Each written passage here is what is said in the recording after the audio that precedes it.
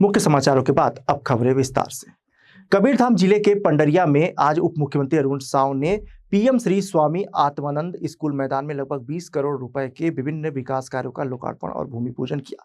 कार्यक्रम में पंडरिया विधायक श्रीमती भावना बोहरा भी उपस्थित रही। उप मुख्यमंत्री ने सबसे पहले नगर में भारत माता की भव्य प्रतिमा का अनावरण किया और इसे राष्ट्र प्रेम व त्याग की प्रेरणा बताया। इसके बाद नगर में सुंदर चौपाटी का लोकार्पण करते हुए कहा कि यह माताओं बहनों को आत्मनिर्भर बनाएगी।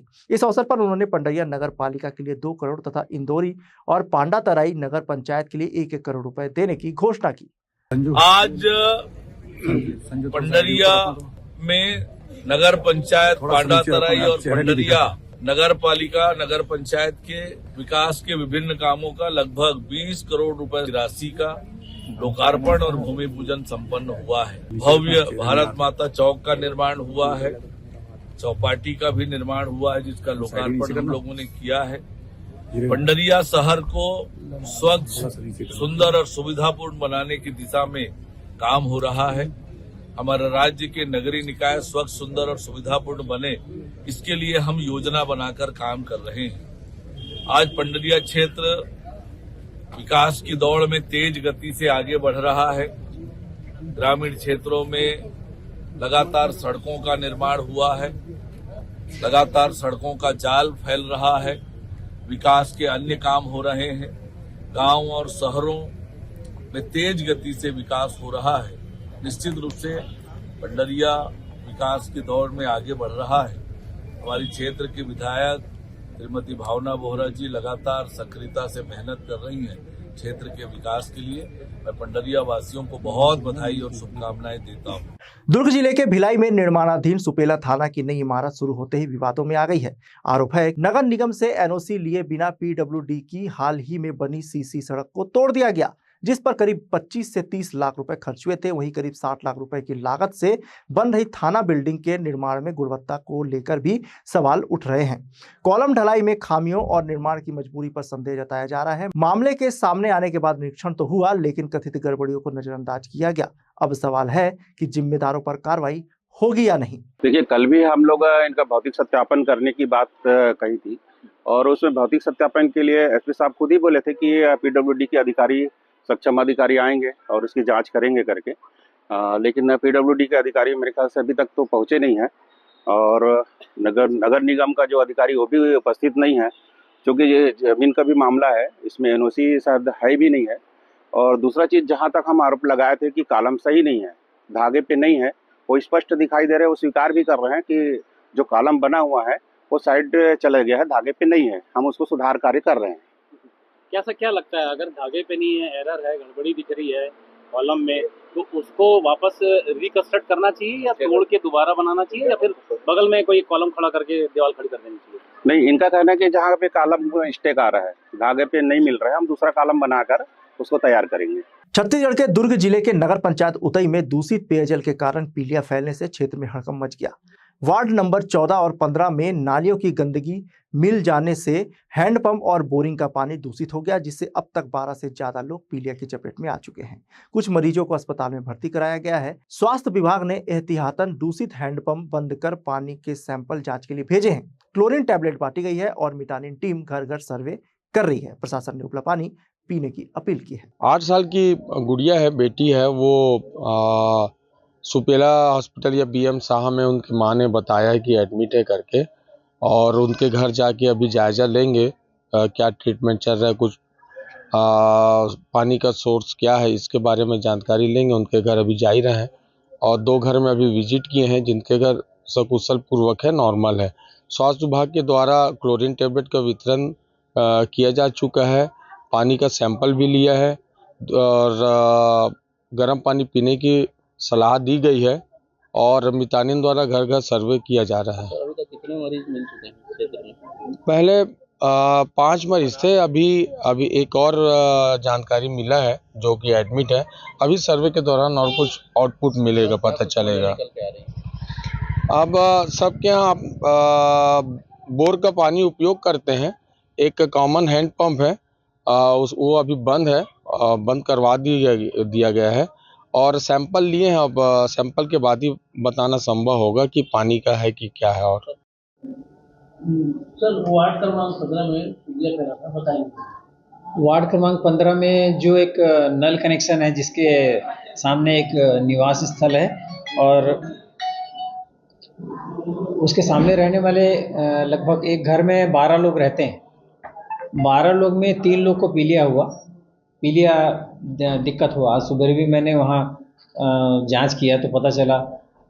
उसके आसपास के घरों का भी हमने पानी का सैंपल लिया है। सैंपल का अभी रिपोर्ट आया नहीं है, लेकिन उनके आसपास के घरों से भी किसी का कोई इफेक्ट हुआ नहीं है। पीलिया का कोई मरीज मिला नहीं है। न कि उस मकान जहाँ घर वाले जो पानी पीते हैं उसमें भी और 9 मेंबर हैं, वो भी बीमार नहीं है। और ये लोग कहीं बाहर से हो सकता है कि कुछ खाए पिए हों, ये अभी पता नहीं चला है। अब तक कितने मरीज सामने आ चुके हैं? अभी उस घर से 3 मरीज आए हैं। टोटल ओवरऑल वार्ड नंबर 14 में 12 मरीज थे, सभी के सभी ठीक हो गए हैं। एक बोरिंग था जिसको प्रभावित मान रहे हैं, उसका पानी भी हम सैंपलिंग के लिए दिए हैं। पानी का रिपोर्ट अभी नहीं आया, फिर भी हम लोग एहतियातन वहाँ पर हम उस बोरिंग को बंद कर दिए हैं और सभी अभी ट्रीटमेंट होकर सब घर में आ गए। बिलासपुर जिले के मस्तूरी थाना क्षेत्र में पुलिस ने जुआ खेलने वालों के खिलाफ बड़ी कार्रवाई की है। लावर तालाब के पास 52 पत्ती ताश से पैसों का दांव लगाकर जुआ खेल रहे 7 लोगों को पुलिस ने मौके से गिरफ्तार किया। पुलिस को गुप्त सूचना मिली थी, जिसके बाद टीम ने घेराबंदी कर दबिश दी। अचानक कार्रवाई से जुआरी भागने लगे, लेकिन पुलिस ने सभी को पकड़ लिया। तलाशी के दौरान आरोपियों के पास से 10,100 रुपए नगद और ताश की गड्डी बरामद की गई है। सभी आरोपियों को थाने लाकर कानूनी कार्रवाई की गई। वरिष्ठ पुलिस अधीक्षक महोदय श्री रजनीश सिंह सर द्वारा निरंतर सभी थाना प्रभारियों को ये निर्देशित किया जा रहा है कि कहीं भी अवैध जुआ या सट्टे की जानकारी आए तो उस पर तत्काल पुलिस कार्यवाही करे। जिसके तारतम्य में कल मस्तूरी पुलिस को ये मुखबिर से सूचना प्राप्त हुई कि 7 जुआड़ी जो हैं वो एक जगह सट्टा पट्टी करके अपना जुआ खेल रहे हैं, जिस पर वहाँ पर तत्काल टीम ने रेड किया और उनसे 10,100 रुपये नकदी जब्ती की गई है। भिलाई नगर निगम की करोड़ों रुपए की सिटी बस योजना गंभीर विवादों में घिर गई है। वर्ष 2018 में जनता के टैक्स से खरीदी गई 69 सिटी बसें महज 8 साल में रखरखाव के अभाव में कबाड़ में तब्दील हो गई। सुपेला बस स्टैंड में खड़ी इन बसों से कल पुर्जे की चोरी हुई, जिसकी शिकायत के बावजूद एफआईआर दर्ज नहीं हो सकी। हैरानी की बात यह है कि नगर निगम बिना आरटीओ से स्क्रैप सर्टिफिकेट और एनओसी के ही बसों की नीलामी की तैयारी कर रहा है। परिवहन विभाग ने भी पुष्टि की है कि स्क्रैप के लिए कोई आवेदन नहीं आया। पूरा मामला बड़े घोटाले की ओर इशारा करता है। देखिए, तत्कालीन छत्तीसगढ़ सरकार के सम्माननीय मुख्यमंत्री डॉक्टर रमन सिंह जी के द्वारा सन 2017-18 में अर्बन एजेंसी के मार्फत से नगर पालिक निगम भिलाई को 69 बसें सौगात के तौर पे दी गई थी, जिससे पूरे शहर के अंदर में एक खुशी का माहौल था कि राज्य सरकार के अंश से व नगर पालिक निगम के स्वयं के मद से जो संचित निधि का जो करोड़ों रुपया भी इसमें लगा है और सेंट्रल गवर्नमेंट का भी लगा है, इसको देख करके शहर के लोगों में एक उत्साह हुआ कि अब हमारे लोकल क्षेत्र में जहां तक टेम्पो वम्पो जो चलते भाड़ा ज़्यादा लगता है, आज हमारे शहर के अंदर में राज्य सरकार के द्वारा सिटी बस चलाई जाएगी। ऐसा क्या हुआ कि सिटी बस 1 साल के अंदर में ही चरमरा के रह गई? क्या यहाँ के नोडल अधिकारी डेली प्रोग्रेस रिपोर्ट गाड़ियों की नहीं रखे? जब तक गाड़ी का पहिया चला, तब तक गाड़ी चली, बाद में गाड़ी खड़ी कर दी गई। किसी भी प्रकार का कोई भी अनुबंध का पालन इस नगर निगम के अधिकारियों के द्वारा नहीं किया गया और न ही यहाँ की नगर निगम की सरकार, यहाँ के महापौर के द्वारा उसकी कभी कोई जांच करवाई गई। आज मात्र 6 साल के अंदर में, जिसमें 1 साल गाड़ियां चली है, आपने गाड़ियों को कंडम घोषित कर दिया। कंडम घोषित करने का अधिकार आपको किसने दे दिया? कंडम घोषित करने का अधिकार छत्तीसगढ़ राज्य के आरटीओ को है, जो 20 साल की अवधि में जिस गाड़ियों को कंडम घोषित किया जाता है, आप अपने मर्जी से कंडम घोषित करके उसकी नीलामी करवा करके किसको फायदा पहुंचाने का काम कर रहे हो? कौन से ऐसे लोग हैं जो इसके पीछे भी लगे हुए हैं?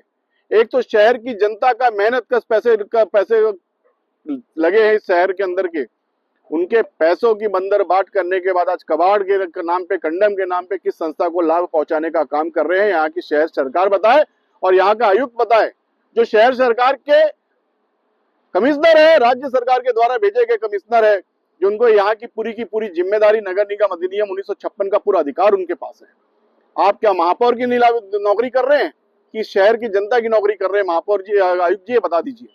मैं बड़े ही दर्द भरे मन से वो बताना चाहता हूँ कि इस भिलाई के अंदर में जिस प्रकार से कुछ अपने खास लोगों को जमीन नीलाम करके दी गई।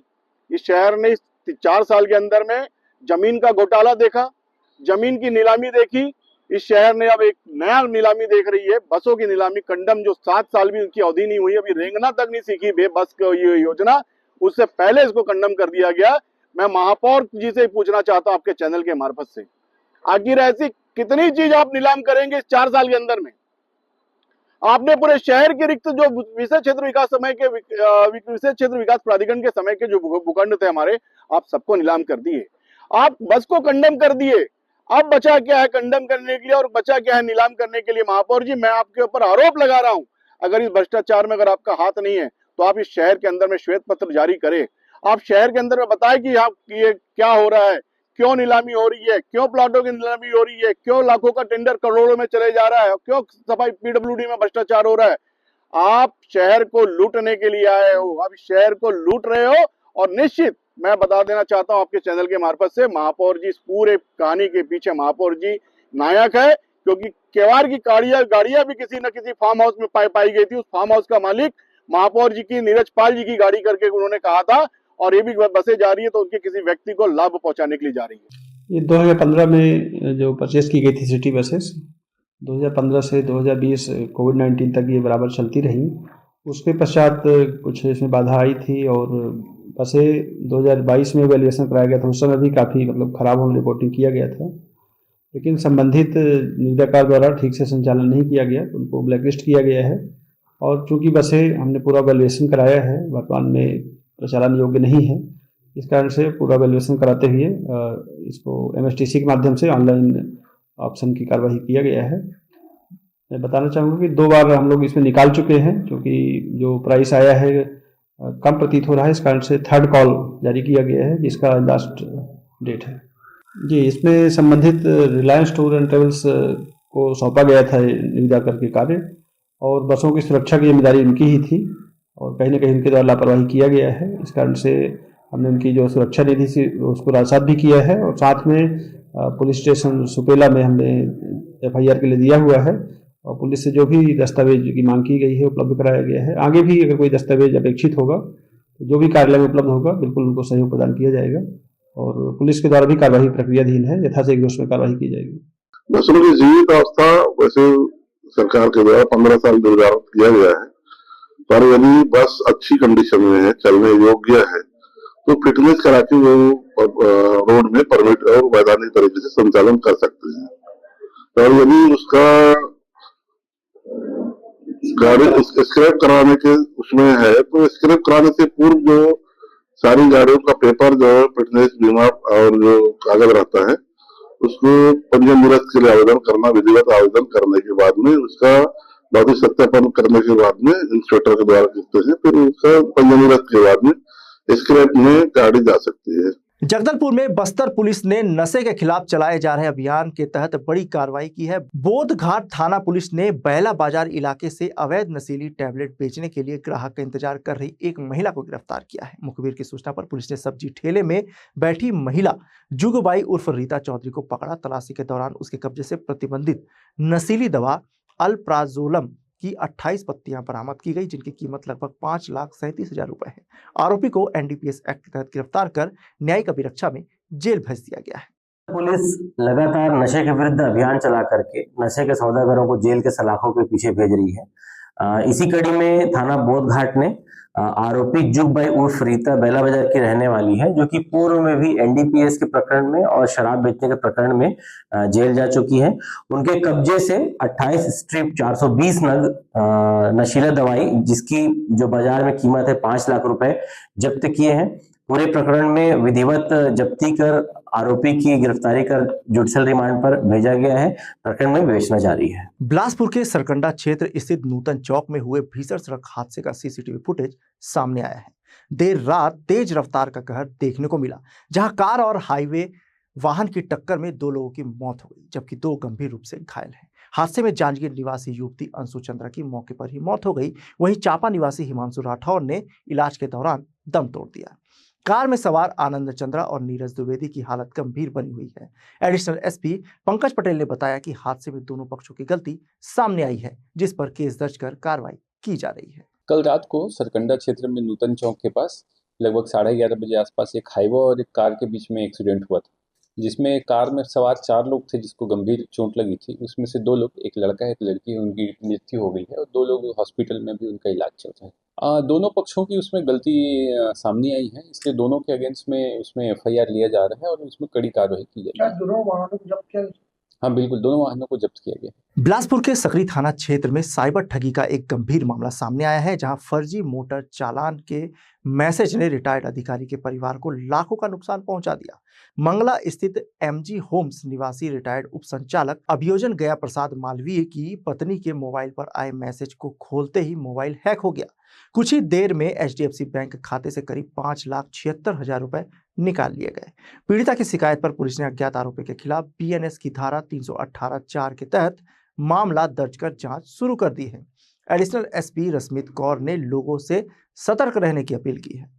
सकरी थाने में ऐसी सूचना प्राप्त हुई कि प्रार्थिया ने बताया कि उनके मोबाइल में व्हाट्सएप में चालान की कॉपी आई, ट्रैफिक चालान की, जो कि APK फाइल थी, और उन्होंने उसका ध्यान नहीं दिया और उसको ओपन किया, जिसको क्लिक करते ही उनके 5,76,000 रुपये जो हैं वो अकाउंट से चले गए। तो इसके लिए बिलासपुर पुलिस जो है वो अपील करती है कि इस तरह की कोई भी आप अगर ओपन करते हैं तो तत्काल उस पर कोई एक्शन, कुछ क्लिक करने का मत कीजिए। खासकर जो APK फाइल्स हैं उनको बिल्कुल भी ओपन ना कीजिए, नहीं तो आप भी ऐसी ठगी का शिकार हो सकते हैं।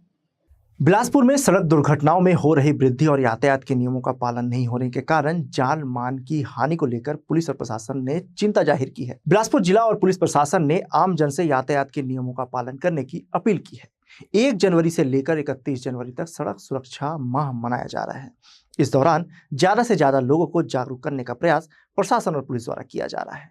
ट्रैफिक नियमों का पालन करना, हेलमेट पहनना, सीट बेल्ट बांधकर वाहन चलाने, नशे की हालत में गाड़ी न चलाने, सड़क में सामान न फैलाने जैसे कई बातों की ओर लोगों का ध्यान खींचते हुए व्यवस्था बनाने में सभी का सहयोग मांगा गया है।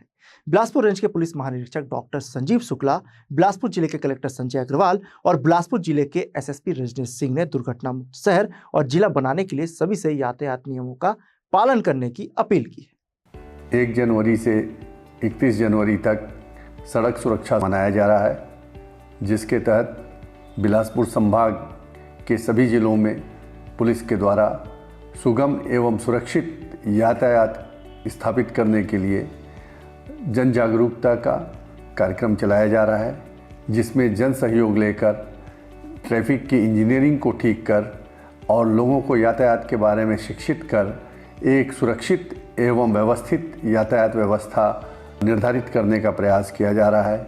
मेरा सभी शहरवासियों से अनुरोध है कि इसमें पुलिस का सहयोग करें और अपने शहर को एक दुर्घटना रहित शहर और सुगम और सुव्यवस्थित यातायात वाला शहर बनाने में पुलिस का सहयोग करें।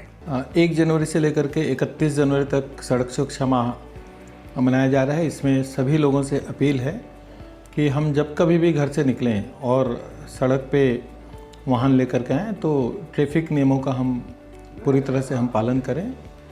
यदि हम जागरूक हो करके ट्रैफिक नियमों का पालन करेंगे, नशे का सेवन करके अगर हम गाड़ी चलाएंगे, यदि हम सीट बेल्ट नहीं पहनेंगे या बाइक में है हेलमेट नहीं पहनेंगे या हम ओवर स्पीड से गाड़ी चलाएंगे तो निश्चित तौर पे इसमें एक्सीडेंट होने की संभावना बनी रहेगी। और इसमें यदि हमें भी नुकसान होता है या कभी सामने वाले को नुकसान होता है तो ये नुकसान न केवल हमारा है या सामने वाला का है, बल्कि एक पूरे परिवार का नुकसान है। नमस्कार, हम सभी जनवरी माह को यातायात सुरक्षा माह के रूप में मना रहे हैं। आप सभी के सहयोग से यातायात माह को सफल बनाएं, यातायात नियमों का अक्षरशः पालन करें। विशेषकर युवाओं से मेरी अपील है कि वो शराब पीकर वाहन न चलाएं, हेलमेट पहनकर ही वाहन चलाएं। किसी भी स्थिति में आप यातायात नियमों को न तोड़ें। आप सभी को पता है कि पूरे देश में एक साल में 1,77,000 से अधिक लोगों की मौतें सिर्फ इन्हीं लापरवाहियों से हुई हैं। मैं उन सभी व्यापारियों से भी अनुरोध करूंगा कि आप सभी रोड को अतिक्रमण से मुक्त रखें, जिससे कि रोड पर वाहन चल सके। और पुनः आप सभी से मैं अपेक्षा करता हूं कि यातायात माह में आप बढ़ चढ़कर हिस्सा लें, लोगों को जागरूक करें और स्वयं भी यातायात नियमों का पालन करें। थैंक यू, धन्यवाद। आज के बुलेटिन में बस इतना ही। मुझे दीजिए इजाजत। देखते रहिए हॉर्नबिल टीवी।